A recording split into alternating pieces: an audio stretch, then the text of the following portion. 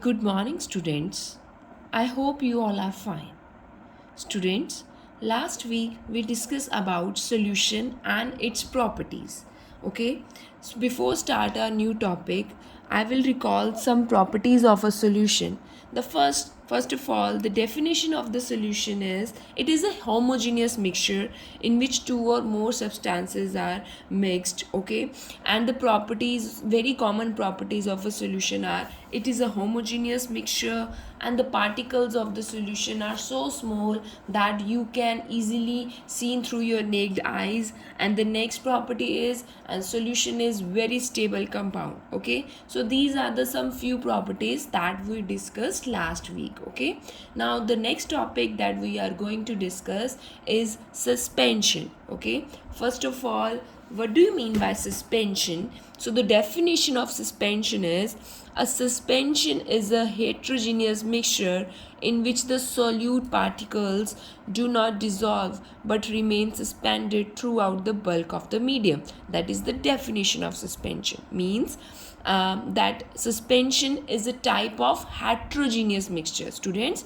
as we have already discussed last week that there are two types of mixture, heterogeneous and homogeneous mixture. So suspension is a type of a heterogeneous mixture in which the composition is not same. Okay, so in a suspension the solute particles do not dissolve. Means when you mix solute in a solvent, the particles will remain in the solution. It does not completely dissolve in the solution. Okay, I will clear you the definition of suspension by giving a very common example, like when you mix chalk powder in a water. Okay, what will you observe? You will observe that the particles of chalk powder do not dissolve completely in the solution. Like some of the particles will remain in the solution, some will remain on the float.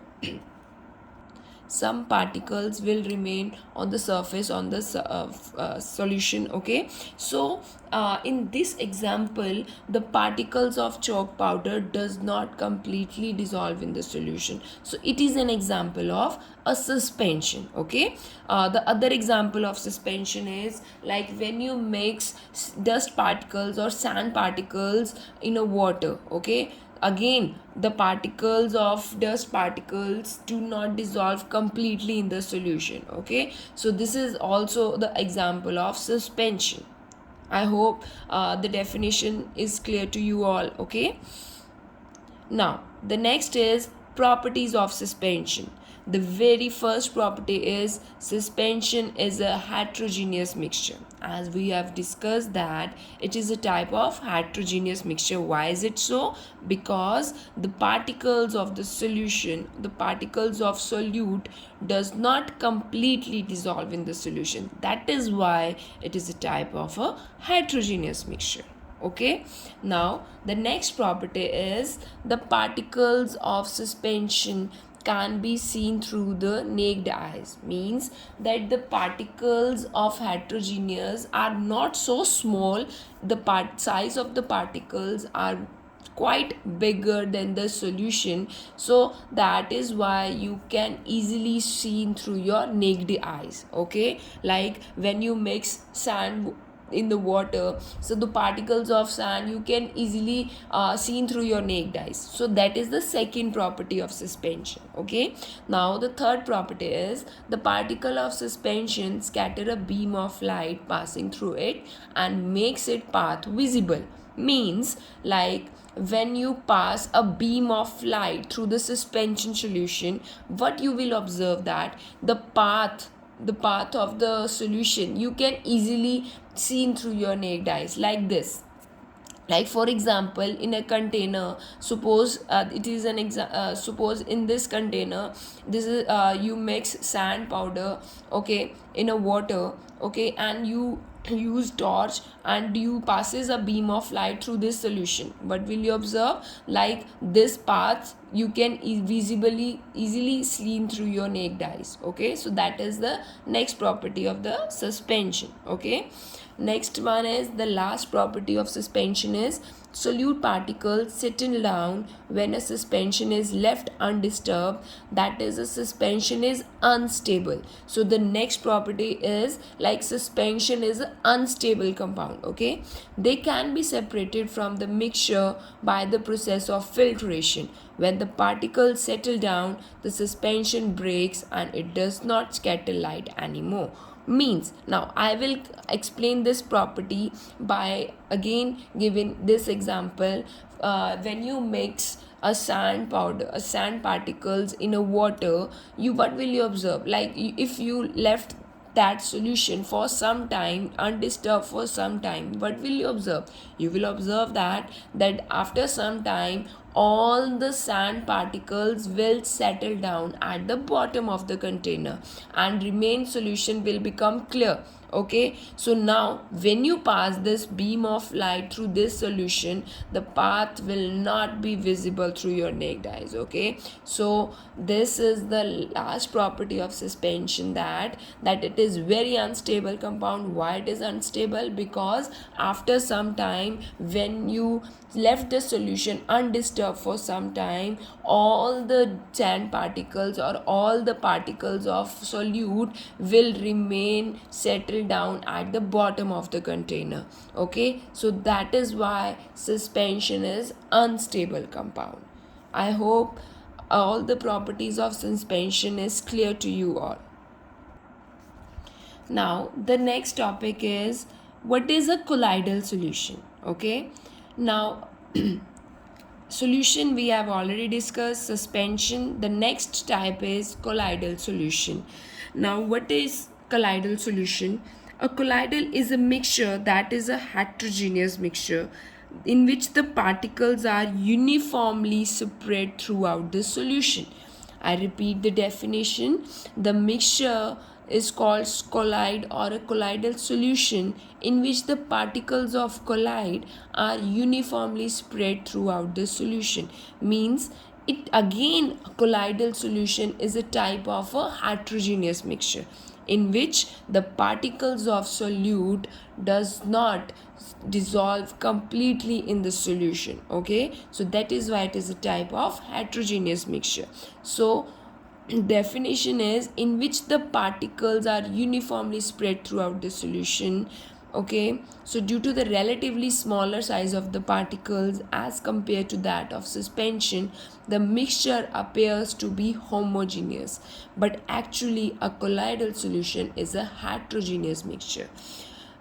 Students, it is quite confusing that colloidal solution is a type of homogeneous or heterogeneous. Like this example of colloidal solution is milk. As we all know that when you see the particles of milk, the particles of the milk the particles are not visibly seen through your naked eyes. So some of the students will think that it is a type of a homogeneous, but no, colloidal solution is a type of heterogeneous. Why is it so? Because the size particles of solute are so small as comparatively to suspension that is why the mixture appears to be homogeneous, but still the particles of solute does not completely dissolve in the solution, so that is why it is a type of a heterogeneous mixture. Okay, next, because of the small size of the colloidal particles, we cannot see them with the naked eyes.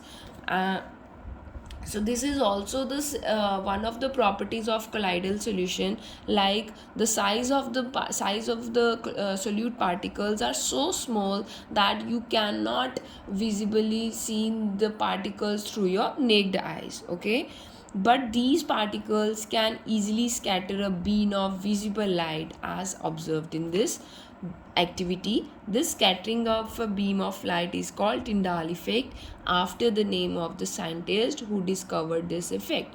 Now what do you mean by Tyndall effect? Like I will explain this effect by giving one very simple example.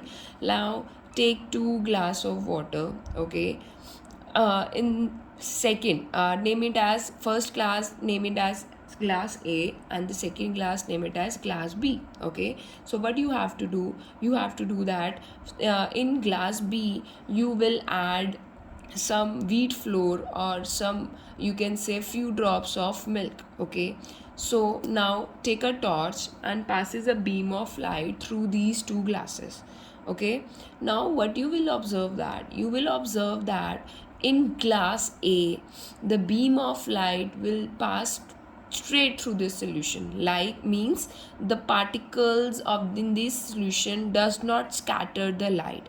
But in glass B you will observe that the beam of light scatter the light, which means that the solute particles scatter the beam of light. Okay, and why is it so? Because the particle size are bigger than the true solution, that is why they scatter a beam of light, and the path is clearly visible to all of you when you passes this beam of light through the glass B. So this effect is known as Tyndall effect. So the definition of Tyndall effect is the scattering of beam of light, okay, by a colloidal particles is known as Tyndall effect. Okay, as we all know that in true solution the solute particles are so small that they cannot scatter light falling on them.